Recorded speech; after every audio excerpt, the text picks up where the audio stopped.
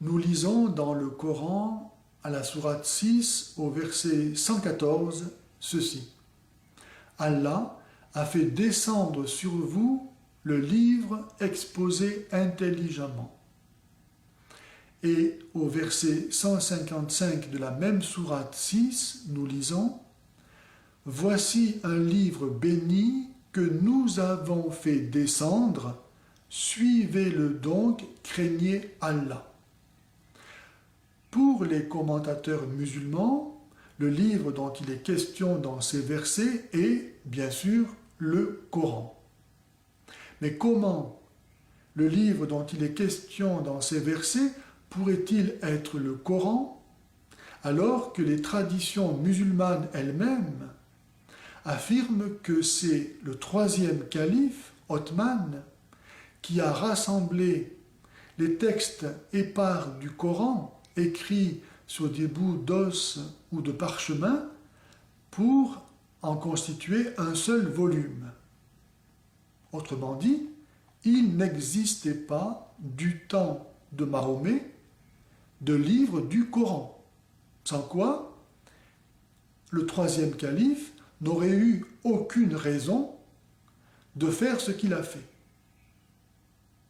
De plus, ce livre descendu du ciel, qui est censé montrer Mahomet à ses interlocuteurs, personne ne sait où il est passé.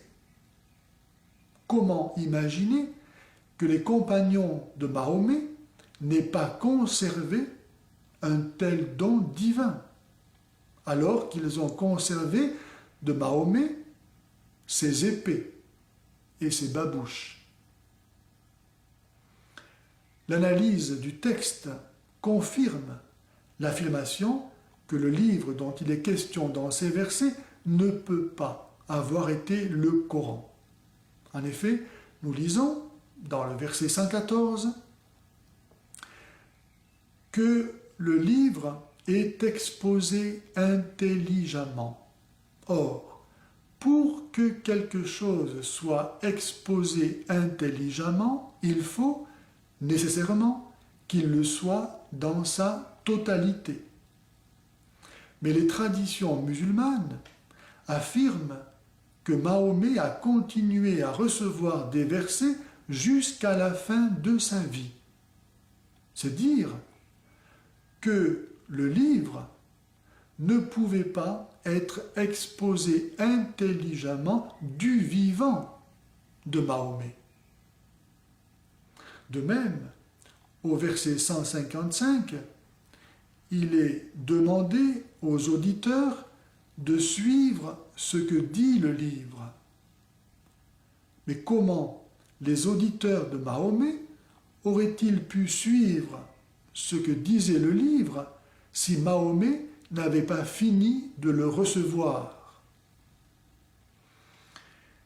Il est donc clair que, contrairement à ce qu'enseignent les commentateurs musulmans, le livre dont il est question dans ces versets ne peut pas avoir été le Coran, puisqu'il n'existait pas du temps de Mahomet.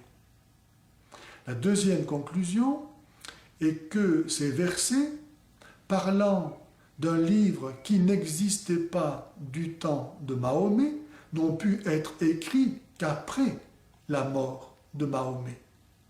Et certainement par les conquérants arabes du Moyen-Orient, voulant ainsi légitimer d'une autorité divine leur pouvoir comme leur extension territoriale face à des populations chrétiennes et juives disposant d'un texte sacré et d'une prédilection, d'une mission divine.